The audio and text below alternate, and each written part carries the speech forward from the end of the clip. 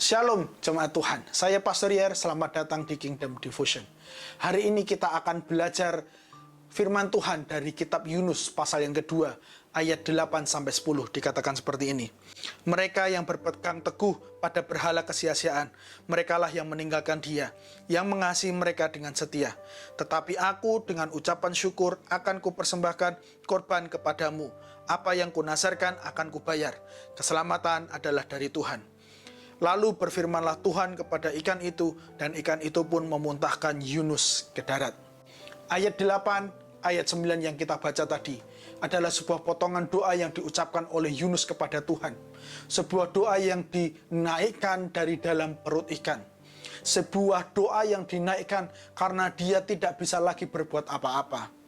Doa itu mengandung sebuah pertobatan, sebuah komitmen baru, di mana dia tidak mau lagi menyembah sebuah berhala, dan dia mau kembali mentaati Tuhan, membayarkan setiap nazarnya.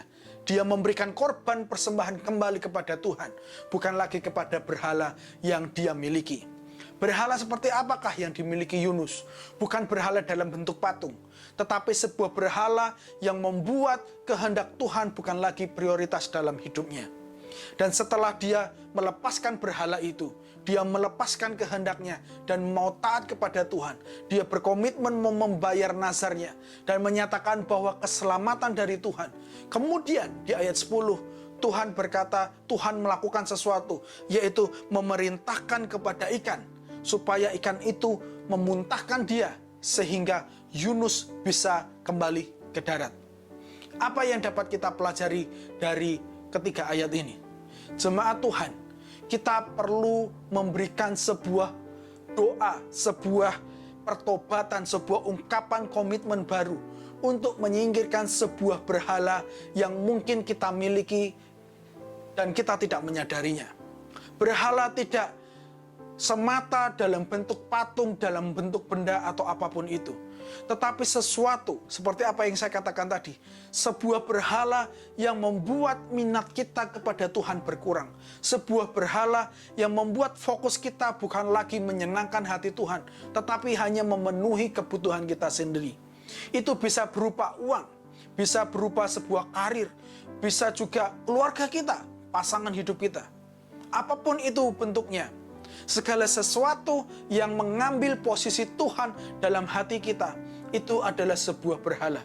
Sesuatu yang membuat Tuhan tidak lagi berdaulat penuh atas hidup kita, itu adalah berhala kita. Hari ini mari kita berdoa supaya Tuhan memberikan hikmat dan pengertian kepada kita.